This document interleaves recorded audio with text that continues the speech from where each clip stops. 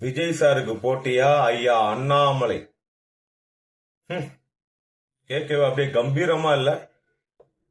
எல்லாராலையும் குறிப்பா பிஜேபி காரங்களால மாபெரும் அறிவாளி, ஆகச்சிறந்த புத்திசாலி அப்படின்னு பேர் எடுத்த ஐயா அண்ணாமலை அவர்கள் பாஜகவிலிருந்து வெளியே வந்து இப்ப தனி இயக்கம் தொடங்கி இருக்காரு.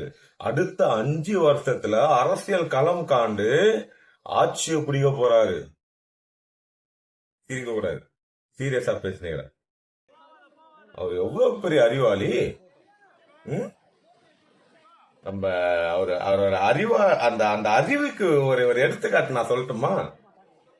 சமீபத்துல அந்த வெள்ளம் வந்தது. அந்த வெள்ளத்துல முட்டி கீழே இருக்க தண்ணியில போட்ல போனாப்புல. எப்படி போட்ல போனாப்புல வீடியோ எடுத்து இது மக்கள் பார்த்து சிரிப்பாங்களே, கிண்டல் பண்ணுவாங்களே. அந்த அடிப்படை அறிவு கூட இல்லாத ஒரு மனுஷன் தான் ஐயா அண்ணாமலை அவர்கள். லா பேசுறாரு, நல்லா பாயிண்ட் எடுத்து பேசுறாருன்னா அதுக்குதான் படிச்சாரு, அததான் பேசுவாரு. அதுக்கு தனியாலாம் அறிவு தேவையில்லை, படிப்பு இருந்தா போதும். அந்த படிப்பு இருக்கு. அடிப்படை, மக்களோட அடிப்படை தெரியுமா? அவங்களுடைய தேவை புரியுமா? இதுதான் கேள்வி. யார் எடுத்துன்னு வந்து யாரு கூட போட்டி போடுறீங்க? சிரிப்பா இல்ல உங்களுக்கு? இந்த தமிழ்நாட்டு மண்ணுல 75 வருஷமா அசைக்கவே முடியாத ஆலமரத்தை வேரோட புடிங்கி ஓரமா வச்சுட்டு களத்துல நிக்கிற மனுஷன் தளபதி விஜய் அவர்கள். அவரு கூட போயிட்டு அண்ணாமலை ஐயோ தமாசு தமாசு. அதுலயும் அவர் பிஜேபில இருந்து வந்துட்டாராம். நம்பணுமா நாங்க?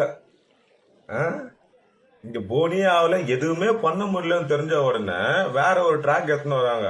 எப்படி பிஜேபிக்கு அடிப்படை RSS இயக்கமோ அந்த மாதிரி இங்க ஒரு இயக்கத்தை தொடங்கி இப்போ இல்ல அடுத்த 5 வருஷத்துல எப்ப வருவாரு? பிஜேபி எல்லாம் ஸ்ட்ராங் பண்ணின்னு இவரு இங்க ஸ்டாண்ட் ஆகி நிப்பாங்க.